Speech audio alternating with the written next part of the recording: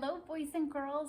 Today we read a story called The Kissing Hand about a little raccoon who was kind of scared to go to school.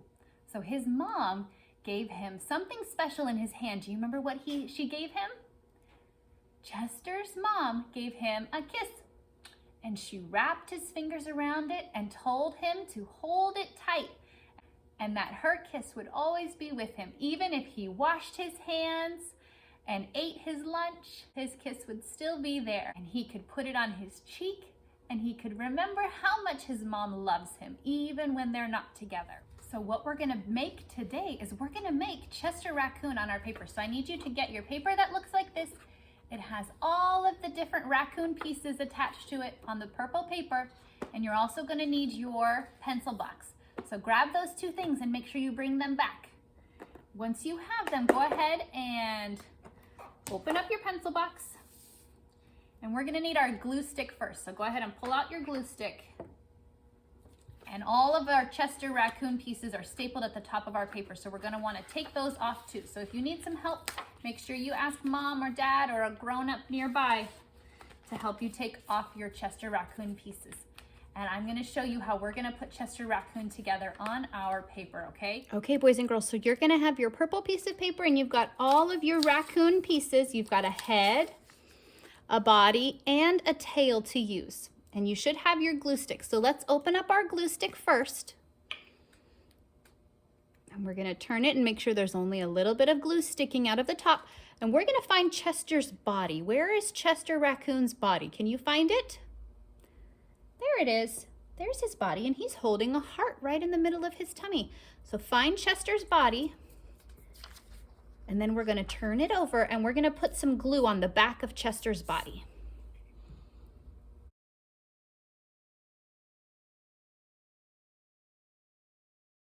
Now, after you have glue all over it, we're gonna gently pick it up and turn it over, and we're gonna stick it down on the bottom part of our page. We want to leave space at the top for Chester's head. So make sure that you put his body on your paper down towards the bottom, so that way we have room for his head at the top.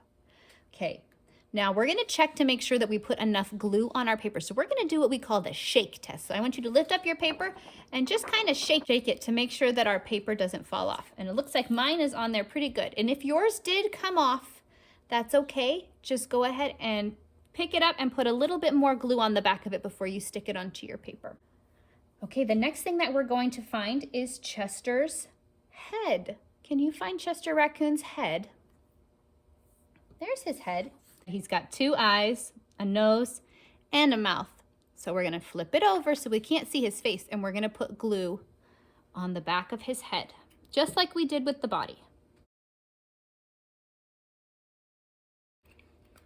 And then when you're done putting the glue on, go ahead and turn it over, and you're gonna put his head right at the top of his body, just like where your head is. Okay, now I have Chester's body and his head. Is he missing something else? What does Chester need? He needs his tail. So we're gonna put Chester Raccoon's tail onto his body.